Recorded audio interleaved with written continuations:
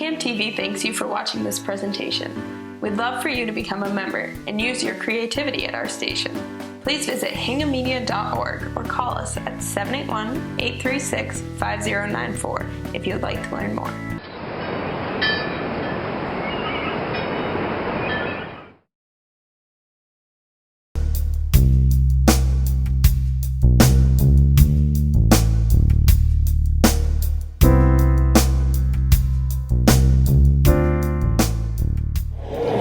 Good morning. Good morning, everybody. And welcome to the South Shore Chamber's 44 Breakfast with Governor Baker. My name is Tom Kelly, and I'm the Chief Financial Officer at the Chamber, and I'm standing in today for Peter Foreman. Unfortunately, Peter Foreman is in Israel today traveling with the U.S. Chamber, and he sends his regards. And if anybody's really disappointed that Peter's not here to speak, I will be offering refunds afterwards, and you can come see me. I want to thank the governor and his staff, and I want to thank Paul Hart and the staff at Lantana for rescheduling this event. If you recall, this event was originally scheduled for March 14th, and in the midst of a major snowstorm, we had to cancel the event and reschedule it. Funny story, that morning Peter Foreman came down here and sat in the parking lot figuring someone's not going to get the word that it was canceled, and he wanted to be here to make sure that they understood that it was not going to happen. So not only did nobody show up, but he also reported that morning that there wasn't one flake of snow in the parking lot. So I guess that's what you could refer to these days as fake news. Anyway, we very much appreciate that everybody was able to rearrange their schedules to be here today. And if you will indulge me, I have a few housekeeping matters to take care of. First, I want to recognize a couple of schools that are here with us. We typically do this when there's a government official speaking. We invite some of the schools and colleges in the area to send some students over. And we have a table from Mass Maritime with Captain Elizabeth Stevenson. Where are they seated? Way back in the corner over there.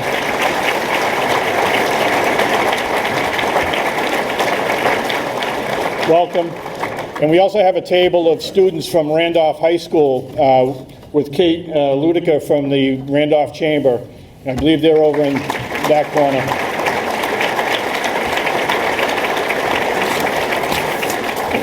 We also have a few elected officials in the room, and I just want to recognize them. Mayor Joe Sullivan from Braintree is here.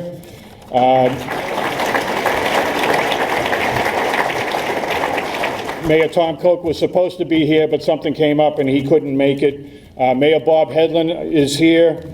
Senator John Keenan, Senator Walter Timilty, Senator Patrick O'Connor, Representative Jeff Deal, Representative Joan Meschino, Representative Dan Hunt, Representative Bruce Ayers, Representative Dave DeCoste, Representative Gerard Cassidy, Norfolk County Registrar of Deeds Bill O'Donnell, Quincy Councilwoman and President of the Quincy City Council Kirsten Hughes, Quincy City Councilwoman Margaret LaForest, Braintree Town Council President Sean Powers, Norfolk County District Attorney Michael Morrissey, and Representative Jim Cantwell. So welcome all of you, and thank you for your service.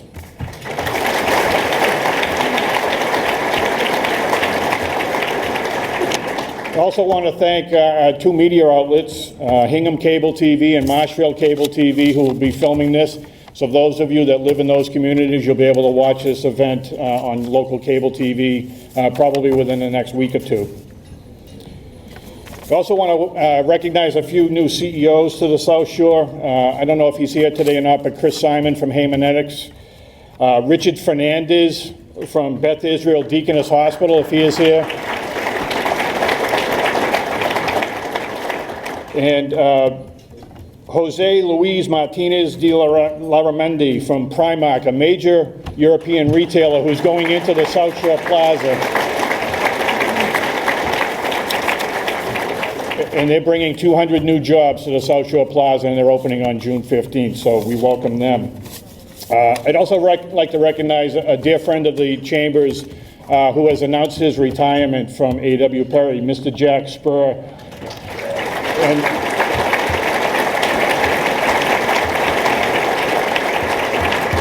Jack, thank you for all that you've done for not only the South Shore Chamber, but the South Shore. And a few programming notes. We got a few events coming up. The Braintree Chamber has a business after hours at the Braintree Hyatt on Thursday, May 18th. The South Shore Young Professionals, our affiliate group, is having their annual golf tournament May 24th at Pine Hills. The Women's Business Connection is doing their Leadership and Action program at Curry College on May 30th. That event, too, had to be rescheduled, and I want to thank Ken Quigley and the people at Curry College for allowing us to reschedule that. And then the WBC is also holding their annual golf clinic. This year will be a two-night event. There's instruction the first night on June 6th at the range in Hingham, and then the following week they're going to have time at Weathervane Course in Weymouth to allow you to play. So if you want to sign up for that, go right ahead. And then we have a small business forum on June 7th, sponsored by Eastern Bank, and that's going to be here at the Lantana. And then finally, on your tables, there's a tent card for a chamber-sponsored trip to Italy. It's going to be happening September 20th to 28th. If anybody is interested in joining us on that trip, please follow the instructions to call the AAA office down in Rockland. They'll help you sign up. It's going to be a great trip. It's good pricing, and we'll hope that we'll have a lot of people show up for that. So thank you for that. So without further ado, it's my honor and privilege to introduce one of our chamber partners from Citizens Bank. As you know, most membership organizations can't exist today on just membership dues alone. We really rely on our partners who go above and beyond their membership dues to support us. And one of those is Citizens Bank, and Jerry Sargent, the president of Citizens Bank of Massachusetts, is here to say a few words. So, Jerry.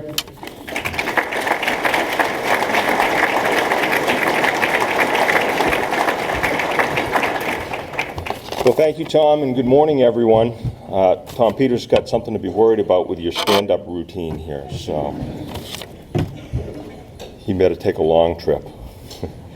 Anyway, it's really great to be with all of you this morning. What a great room, a lot of energy here. And, Tom starts off by talking about the partnership with Citizens. And the message I really want to convey is that the South Shore, our economy, our community in general, is really connected to the intersection of our government working together with great nonprofit organizations tied back to the business community. And I think the Chamber really embodies the intersection of those constituencies. For example, for us at Citizens, we care, I think, very deeply about the communities that we're in. We care very deeply about the South Shore. An example of that would be last month was National Financial Literacy Month. And together with 15 separate nonprofit organizations, we're able to touch the lives of over 250,000 people across the Commonwealth. And that's just one small example. And I know many of you and your businesses are doing the exact same thing. I think it's the right business model to follow, and I think it's really the foundation on how we build stronger communities wherever we are. So I want to thank all of you for your engagement with the South Shore Chamber. It's a critical organization at a critical time, and I think about where this chamber is helping to take the region, and it's really impressive what's happening. I think it begins with the 2030 plan and the fact that the Chamber thinks really deeply about engaging the community, engaging the business community, the residents, to formulate a vision for the future. And then I think about Union Point and the good work, the hard work, the legacy of hard work, bringing that project to a place in which we really start to see some momentum. And you think about having an urban setting here in the South Shore that connects the South Shore to Boston, enabling really easy access back and forth. It's a hub of its own economic vitality that connects both business and residential community, circled by retail and the like. So a lot of just really positive things. So we're excited at Citizens Bank to be a part of this. Thank you for having us here today to be a part of this event. We're really looking forward to the governor's comments because I know he cares deeply about all the things that I just talked about. And now it is my distinct pleasure to be able to introduce, for the first time, I think, at one of these morning events, Al McDonald. Al is, as you know him, is the head of public policy for South Shore Health Systems. And so I know he's well known to all of you, and I think it's really exciting to have you here for the first time. Congrats on your new chairmanship and your leadership over the chamber. Welcome.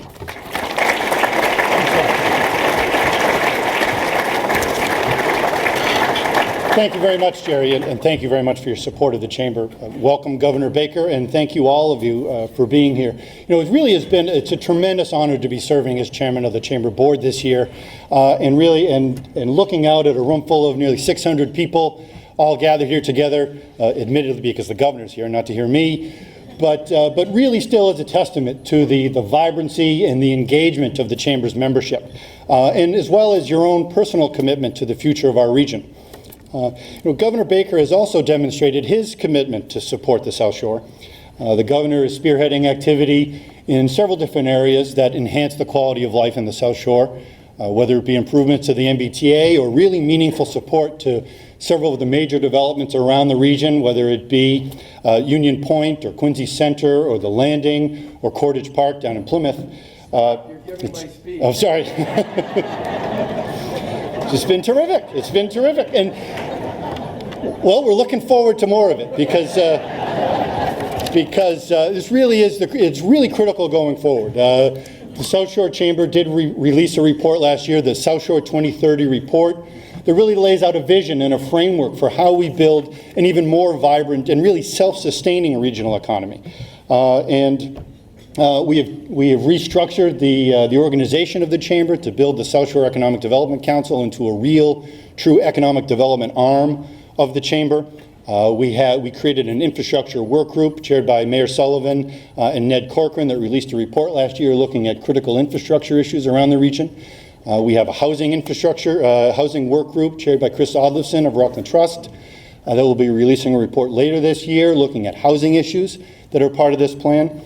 And so really, obviously, very excited to collaborate with the governor going forward as we look to really implement this vision. One key theme of the regional plan looks at attracting new business into the region that sells products outside of the South Shore as a way of generating new wealth into the region. And actually, we got a really interesting update from Peter Foreman, our CEO, who's traveling in Israel this week.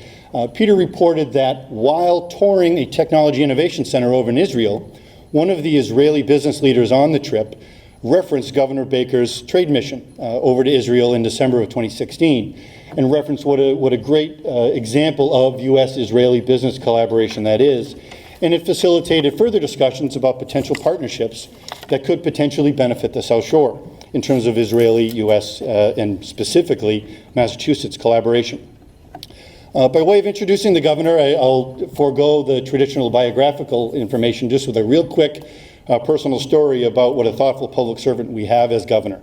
In 1996, 97, 98 period, I was serving as the legislative director for the House Committee on Ways and Means, chaired by then Representative Paul Haley, who's probably here somewhere. And in that role, I would regularly go upstairs to the A&F offices to talk about different public policy issues at the time. And I'd be sitting in a conference room or an office with Lowell Richards or Catherine Fraser talking about things, and all of a sudden there'd be a knock at the door, and in would pop the then Secretary of A&F, Charlie Baker, and started to say, hey, what are you guys talking about? And we'd say, grant anticipation notes or brownfields or MBTA forward funding, and he'd say, oh, cool. Where are you on that? And here's what I think, and what are our chances of this? And it would regularly lead to 15, 20-minute conversations about his perspective, other people's perspective, how do we get to yes? And I think that kind of intellectual curiosity and real effort to look at constructive, collaborative public policy solutions is serving the governor personally well and all of us as people in the Commonwealth. So the Chamber enthusiastically looks forward to these types of formal conversations and informal conversations to develop, whether it's South Shore 2030 or other things that are important to the region. So please welcome in joining Governor Baker.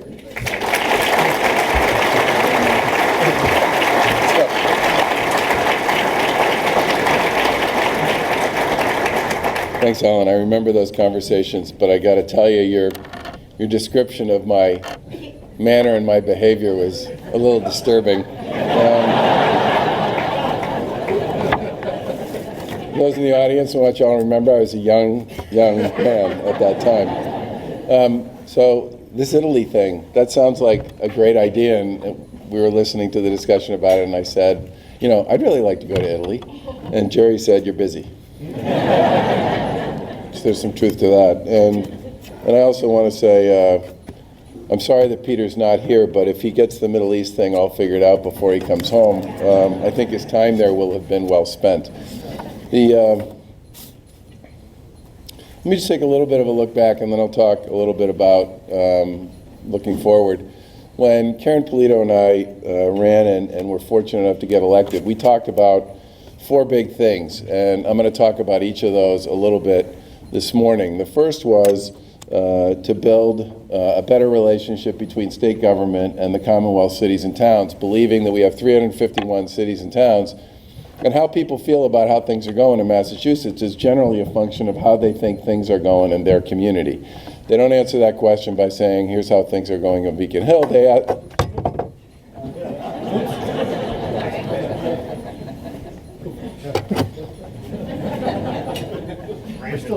So now I'm pretty generic, I guess, huh? Yeah. They don't answer that question based on how things are going on Beacon Hill. They answer it based on how they think things are going in their community, in their neighborhood, in their schools, parks, economy, and all the rest. So our first executive order was actually to create a community compact program and to work aggressively with cities and towns around Massachusetts on best practices. And unlike the historical approach that the state had taken to cities and towns, which is to tell people to do stuff, not give them any money, and then hold them accountable for it, which always seemed to us like kind of a bad way to do this. We said, look, you don't have to play on any of these best practices if you don't want to, but if you do, we'll be perfectly happy to provide you with technical assistance and support, and if you bid on state contracts and grants and stuff like that, you'll get points if you're actually participating in the program. But again, it's totally volunteer, nobody has to do anything. Well, we have 351 cities and towns, 284 have signed up and are working on almost 700 best practices of one kind or another. And the really great part about this is it not only gives us a forum and an opportunity to collaborate with our colleagues in local government on best practices and on efficiency and on sort of the work of the day to help them build stronger communities. It also teaches us a lot about what's going on in individual communities, and also, which gives us some sense about where we can help with transportation and housing and economic development and downtown development, that sort of thing.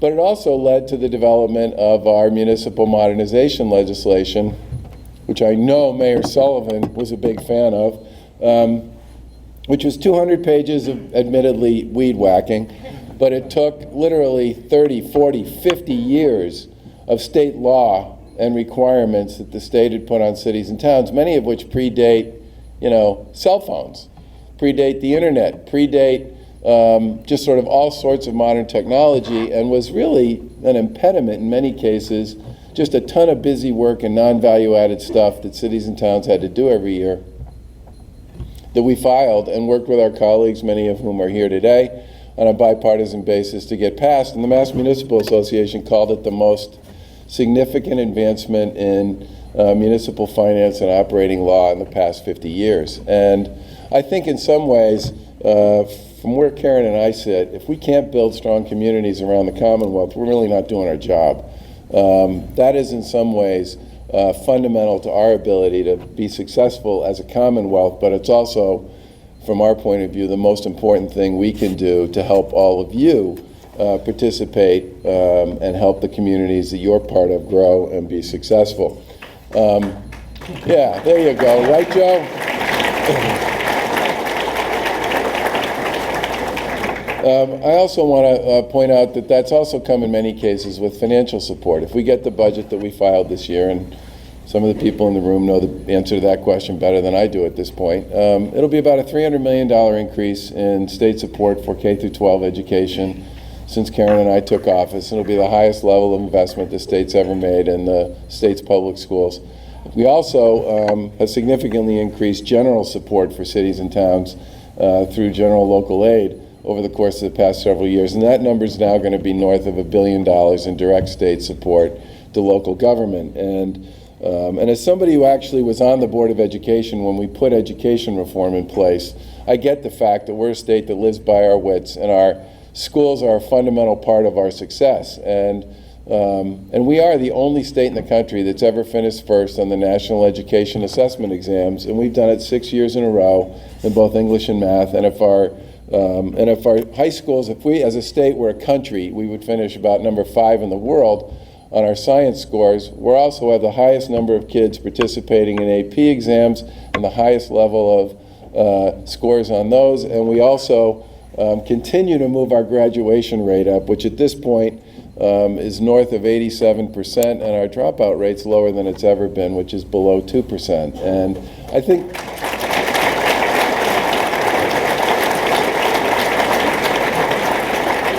and that is, in some respects, all a statement about the work people have done over the past 20 years or so, 25 years, to make Massachusetts a very special place when it comes to education. And there are a lot of people who get credit for that, but I really do believe in some respects it's been a team effort and one we can all be proud of, and we benefit from it. Oh, I also, Kara Pekarchik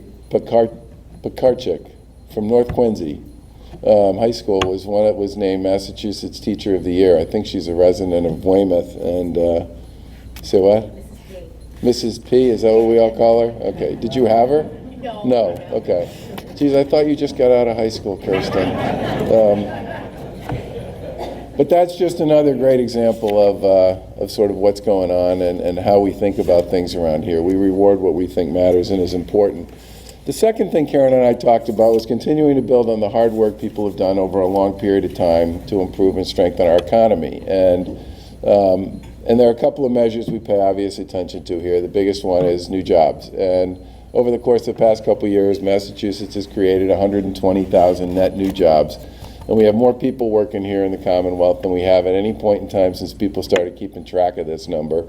And if you look at the best part for me is if you actually look at the unemployment rates around the Commonwealth, because I keep thinking about this, and so does Karen, is a statewide notion and not just a region by region notion. The spread between the top, the communities that have the lowest unemployment rate and the highest unemployment rate has fallen dramatically over the course of the past several years. And actually New Bedford, among 400 cities that are followed on this measure, New Bedford had the biggest drop in its unemployment rate over the past 2 years of any city of its size in the United States. And I think in some ways the work that everybody's doing to pull the oars across the Commonwealth has had a lot to do with that. And we're going to continue to make the kinds of investments that have gotten us here going forward,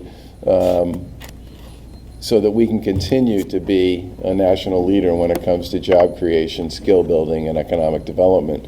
And on that particular thing, I just want to talk about two quick things because they fit on both ends of this equation. We've invested over $100 million in a whole series of public-private partnerships with colleges and universities, employers, and the federal government around the federal government's National Manufacturing Initiative. And in the end, the total amount of money that's probably going to be spent on these initiatives is around $1 billion. And it involves MIT and UMass Lowell and Quinsigamond and Quincy College and a whole bunch of colleges and universities here in Massachusetts, but it also involves a large number of employers. Is there some bell going off in here somewhere? Just as long as I know what it is. It's sort of like, it's the hook. You're getting the hook. But this one's not doing that, just FYI. So, sorry, it was distracting for me. I had to believe it was distracting for you.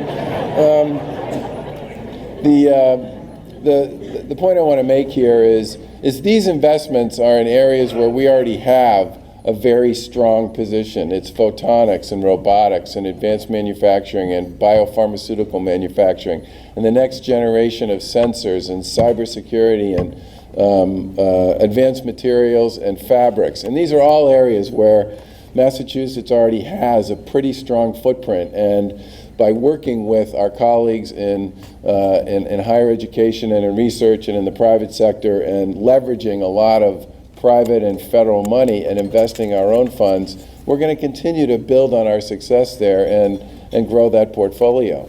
But we're also making, for the first time ever, direct investments in our vocational and technical schools. And we've written out about $30 million worth of checks directly to vocational and technical schools, all of which are designed to do three things. Number one, help people expand programs that are already demonstrating that they're connecting with employers and providing job opportunities for people when they come out the other end.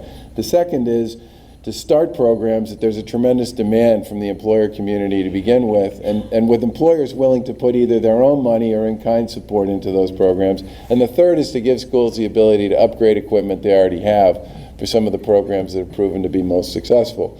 And these things, you know, Brockton High got a big grant on this. Massasoit got a big grant on this. A lot of this, there are almost 200 educational and community-based job training and skill building organizations that have gotten these grants. And the really exciting thing for me about this is the employer community is actually a big part of the application process. And you have employers literally saying, you know, if you if you fund this program, we will hire the people who come out of it, period. And I'm actually, we've also been nudging some of the Voc Tech schools to submit applications to start offering associate degrees, because a lot of the kids who come out of those schools, by the time they're seniors, they're already working a lot. And if we could just create a runway where they can continue to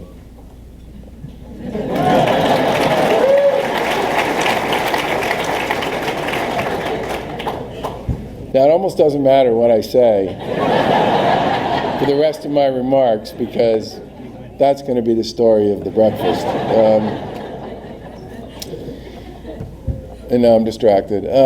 But the point here is this skill building initiative is a big part of how we ultimately continue to grow economically and to build on our success. And I think the fact that we're focusing on what I would describe as both ends of this issue, continue to invest in K through 12, continue to invest in schools, but at the same time, be very targeted about investing in areas where employers are looking for the next generation of talent, sort of across the continuum here, from the high-end photonics and robotic stuff all the way down to the work that we can do to create the next generation of players who operate in the trades and in other skilled categories where we know there are going to be shortages or there are already. And there's been, almost all of this is being done on a public-private partnership basis. We completely believe that in the end, what we ought to be doing is investing in ways that support what the private sector is already interested in and up to, and where the private sector tells us the biggest and best bang for the buck is going to be. We've also been pretty aggressive about expanding our investing in transportation, housing, and economic development. And if you look at the spend that we're going to put on the table over the course of the next 3 years in transportation, for example, it's going to be almost $10 billion in state and federal funds. And that's before whatever happens at the federal level happens that might come on top of that. We're going to spend an unprecedented, probably $300 million on economic development programming, and another $300 million on housing, maybe as much on the housing piece as $500, depending upon how certain things play out. Again, those are very big numbers relative to the state's historical annual spend on that. And that's because when we talk to folks in local communities, when we talk to folks who are looking to hire people, and when we talk to folks about what's important to them, it all comes down most of the time to some notion of downtown development, housing, economic development, and transportation and infrastructure. And I don't need to tell anybody who lives out here how important those issues are, especially with respect to the transportation piece. And I do want to give Mayor Sullivan a shout out for the work that he did serving on the task force that did the big review of the MBTA after the crisis in the winter of 2015, and for being willing to serve on the DOT board on a go-forward basis. So thank you very much, Joe, for your work on that.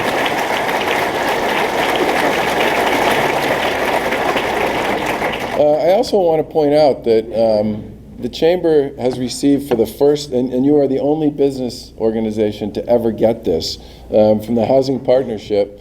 You got their Heroes Award because of the work you did on the 2030 plan and the initiatives you put forward on housing. It's very unusual for a business group, in fact it's never happened before, to receive this award, and the Chamber actually received this award from the Housing Partnership because of the leadership that you've shown on so many issues associated with housing, and I just want to congratulate all of you for the work that you've done on that, because clearly people noticed. Union Point, from our point of view, there are several ways we could have gone about investing in Union Point, okay? The way we chose to go was there were already a whole bunch of people who were doing a ton of work down on the site, and we just said, why don't we pay some of the people who are already doing the work down there to build the road, and to build that connector, and that's what we did on Delahunt Boulevard. And that meant it happened about a year earlier than it would have happened, and it meant it was about half as expensive as it would have been if we'd put it through the state machinery. And that particular project, kudos to Pat O'Connor if he's here. Is Pat here? He got announced. Maybe he slipped out. We'll take that out on him when we see him at the State House. But the point here, Pat was the chair of the Board of Selectmen in Weymouth when this whole thing was being reimagined. That project has tremendous possibility, and the big thing they were looking for was somebody to help connect both sides of it across the old airbase. And thousands of housing units, millions of square feet of commercial and economic development, truly one of the most unique and significant opportunities to create economic growth and prosperity here on the South Shore. And I really do believe at this point it has a big piece of the momentum that it's ultimately going to need to be successful, and we're enormously excited about it. I think one of the things that it demonstrates is you can also create big success as long as you take it to what I describe as one bite at a time. And that's really been the approach that people have taken to this new way of thinking about Union Point. And I think it has tremendous potential to support and enhance the entire region. The other thing Karen and I talked a lot about was just fixing things that were broken. And whether it's the Health Connector, which just finished its second open enrollment, very successful, now serves more people in the private market than it did before the Affordable Care Act was passed, or the Registry of Motor Vehicles, where 75% of the people so far this year got through there in 30 minutes or less. Another 20% on average getting through in less than an hour. We didn't even have these statistics before we took office, so I don't know how to compare it to what it was like before. What I do know is those oceans and oceans of seats and benches that people always used to sit on now don't have anybody in them, which is a pretty good sign.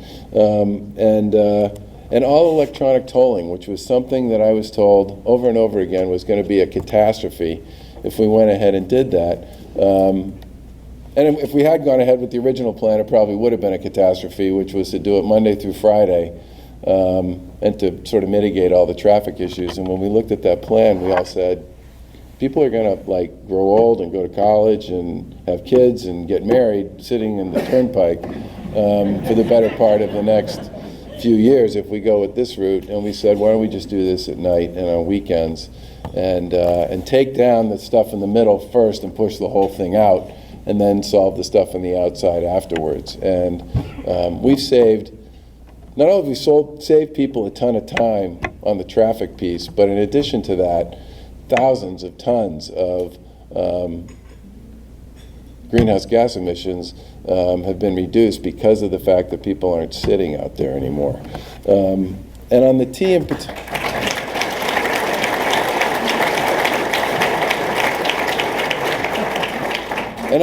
particular, I won't bore you with all the stories. The one thing I will tell you is that a big part of this has been about pulling the T into the 21st century. Almost everything was paper-based. when we got there, and some of it was paper-based in ways that would just leave anybody scratching their head. They didn't use purchase orders for a lot of their procurement. They used something called a cash voucher. Yeah, exactly. No one really knows how to reconcile cash vouchers with what somebody actually bought. They hadn't ever looked at whether or not the state paid less for the same stuff that the T buys. And of course, the state's a much bigger purchaser than the T is, so it turned out that all kinds of stuff the T was buying itself, it could have bought off state contracts, and they're now saving millions of dollars by just buying it off state contracts. The payroll stuff was still all being done manually, and they were using a 0.5 version of PeopleSoft, I think, that hadn't been supported in literally like 20 years. It was just bad. I mean, I don't know how else to put it. We called all the major vendors that T did business with, looking for discounts, and it was not unusual to have a conversation that went like this. Well, thanks so much for calling. You know, I've had this account, I've managed it for 15 years. No one from the T ever called and asked me for a discount before. And if you want one, I'll give you one. You just have to do one simple thing. You're the only customer I have left in North America that still faxes me an order and then makes me fax back a confirmation on that. If you're willing to actually go on our website and just order off the customer website the way everybody else does, I'll give you the same discount for doing that everybody else gets. And by the way, I could stand up here all morning and tell you stories that sound like that. So not only were all the business practices pretty old, but everything around the system is pretty old too. Like 50 years old, 60 years old, 70 years old. Signals and switches and tracks and infrastructure and power systems and electronics, trains. A lot of the trains that were running in the blizzard of 2015 were running in the blizzard of 76. I wish I could think it was funny. So a big part of this was, you know, use modern technology, adopt modern business practices, find people who understand what that means, build that into the way the place operates, and then position it to actually make some of the big investments that it needs to make, some of that $3 billion a year I was talking about on a go-forward basis, some of which is the T and some of which is roads and bridges, and make the investments that we haven't made in signals and switches and tracks and infrastructure and power systems and electronics. And I'm not going to cut a lot of ribbons here, okay? But if we do what we believe we can do over the course of the next several years, you will actually have a public transportation system that's going to start looking like a 21st century system. And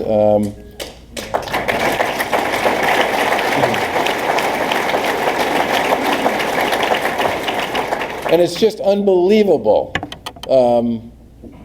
how big a missed opportunity this has been, and for how long.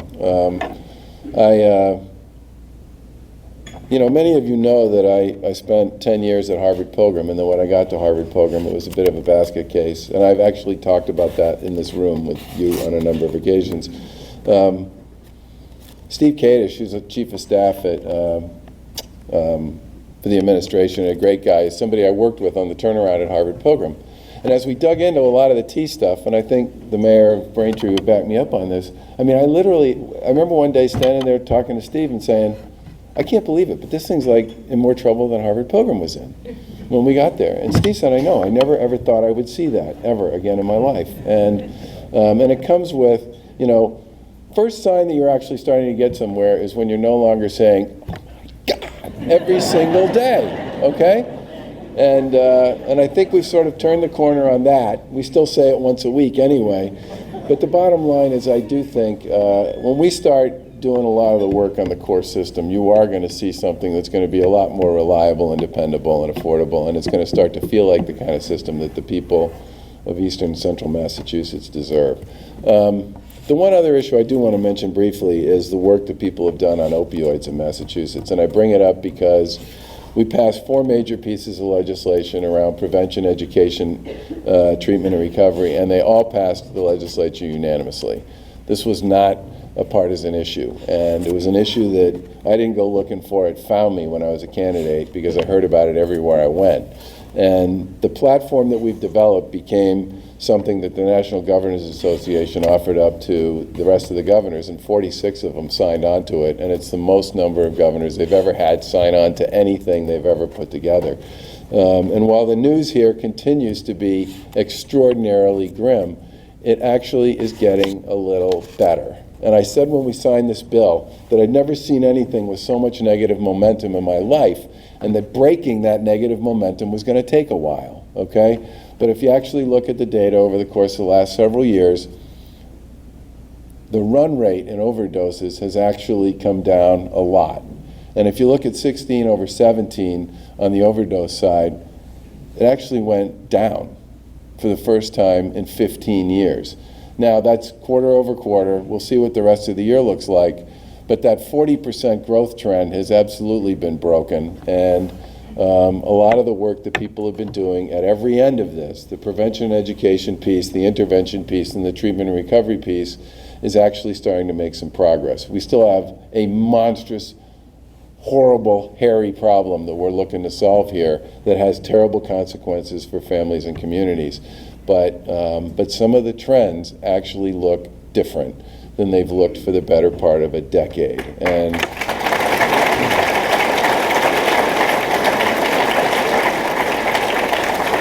I take, you know, we have tons of work to do on this one, but I do take some comfort from the fact that it does appear that many of the things we've been pursuing collectively with so many people across the community appear to be making a difference. The one final thing I'll say, and then I look forward to the Q&A. My mom, God rest her soul, was a Democrat. My dad is a Republican. They canceled each other out for 60 years. You know, dinner table at my house growing up was a scary place if you weren't prepared for it. But I learned a lot from my parents, and the biggest lesson I learned is good ideas come from all over the place, and it's possible to disagree without being disagreeable. And I take a lot of satisfaction in the fact that if you look at the work that we've been able to accomplish with our colleagues in local government, our colleagues in the legislature, we have a lot of great stuff that's gotten done on a bipartisan basis. I get the fact that campaigns are contests. I've been in a bunch of them myself. But at the end of the day, we will all be measured on the quality of the work we actually perform when we're in office. And it's one thing to sit back and think about all the things you're against. It's quite another to jump into the middle of the pit and try and figure out how to find common ground and get stuff done. And in the grand scheme of things, the vast majority of the people in Massachusetts will ultimately measure my performance, the performance of the rest of the elected officials who are here, and others based on our ability to actually deliver. And delivering is a function of, you know, being as hard-headed as you can be on the fiscal stuff. You know, we started with $1 billion deficit, but we didn't raise taxes and fees to deal with it. We reformed state government. Being aggressive about trying to find the smartest and best way to get things done and to perform on behalf of the people of Massachusetts. We have a long list of those that we can show at this point. And finally, it's to recognize and understand that most people, most of the time, are looking for their public leaders to deliver. And that's always been the way we've approached this from the beginning. I take tremendous satisfaction in the fact that our relationships with our colleagues, Republican and Democrat, are strong.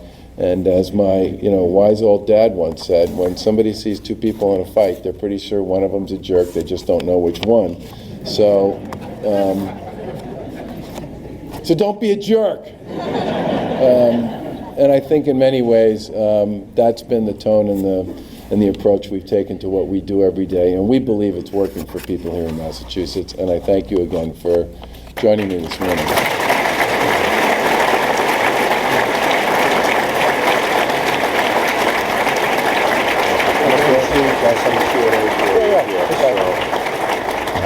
You gonna work on that one? Okay. The other mic that works. So thank you, Governor, for your comments this morning, your insights, your leadership.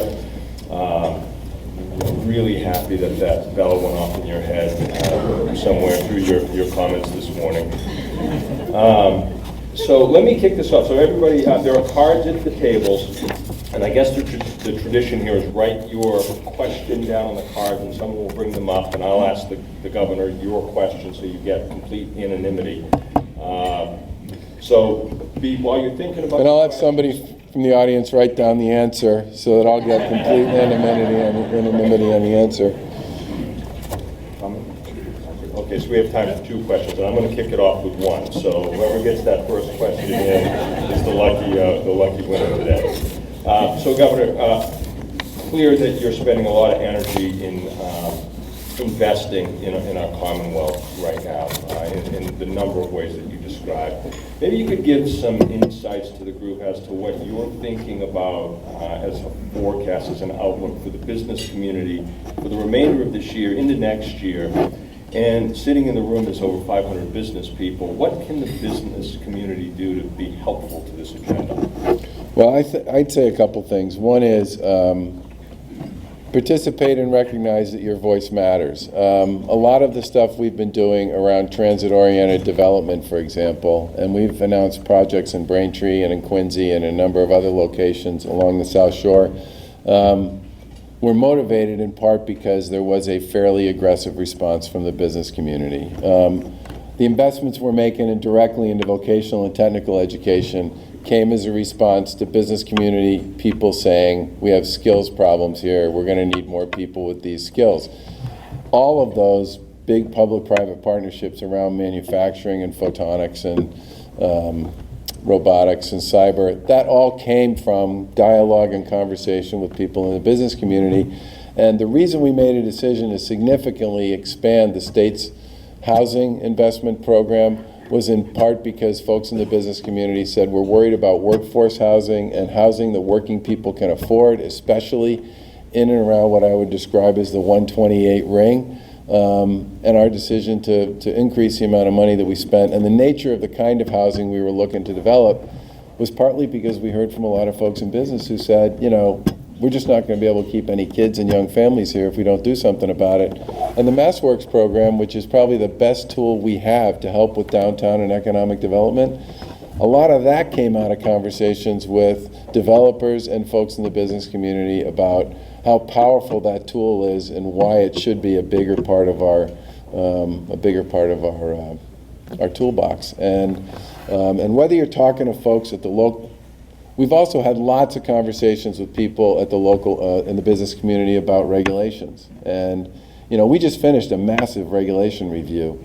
We looked at all 1,700 state regulations. We got rid of almost a third of them, and then rewrote about another 40% of them, and left about 25% of them as they were. But the point is, there was a ton of feedback that we got from folks in business about what their biggest issues and concerns were, and we continue to hear from people about that and incorporate it into the way we manage this. You know, the short answer on this would be, we can't help you solve a problem if we don't know about it. And that's not just true of us, that's also true of the folks at the local level. And we can't double down on things you think are working unless we know about those too. So whether it's through the chamber or through other organizations or conversations with your colleagues in the legislature, many of whom were here today, or local officials, you know, what we're going to do is this whole notion of build strong communities. We're going to chase great ideas with our colleagues in local government and with their local business leaders to try to help them build stronger communities. And your voice in those conversations is an enormously important part of how we go about making all the decisions we make literally every single day. Thank you. There were a couple questions, Governor, around healthcare here that came in. So I'll do this one. You've been the voice of concern on the impact of Trump Care or Ryan Care on Massachusetts. Can you talk more about that and what the business community should really be concerned about? So I wrote a very long letter to Majority Leader McCarthy about the Affordable Care Act. And I've said for a long time there are a lot of things you could do to fix the Affordable Care Act. It has plenty of warts. And by the way, there are a lot of folks on the other side of the aisle who would say the same thing, okay? And the challenge has always been whether or not people could get anywhere on a bipartisan basis to chase those opportunities or not. And I continue to not know the answer to that question. What I can tell you about the legislation that passed the House is there's a lot of good stuff in there around state flexibility. But the problem with it, at least from my point of view from Massachusetts, is with that opportunity around flexibility comes a very big and very significant and immediate cut in federal funding for the Medicaid program in Massachusetts. It's about $1 billion in the first year, and it goes up to about $1.5 billion by the second or third year. And $1 billion is real money in Massachusetts. And it's about a $550 billion cut, I think, across the country. It's a really big number, and over the course of 4 or 5 years. And it creates serious consequences for the state's ability, any state's ability, but especially our ability to continue to provide insurance coverage to the vast majority of the people who live here. And that in particular, and I've said this I've had many conversations with folks in DC about this, where I said, look, if your goal here is to provide states with more flexibility so that you and we can work together on reducing the run rate and the growth of the program, I'm there with both, I'm there with bells on, okay? But, to expect states to absorb cuts like that, of the size you're talking about here, I don't think it can be done. And what I worry about is we have made a whole series of decisions in Massachusetts, providers, the Commonwealth, other organizations, based on an assumption of a particular relationship between the state and the federal government. And it's sort of like a deal's a deal, right? The deal we made, and we just negotiated a 5-year waiver that we signed 6 months ago, had a whole set of assumptions about money and program. And a bunch of folks, including some of the hospitals that are down in this part of the Commonwealth, made decisions based on those, just like we did. And to sort of have the rug pulled out from under us on that is going to be a problem.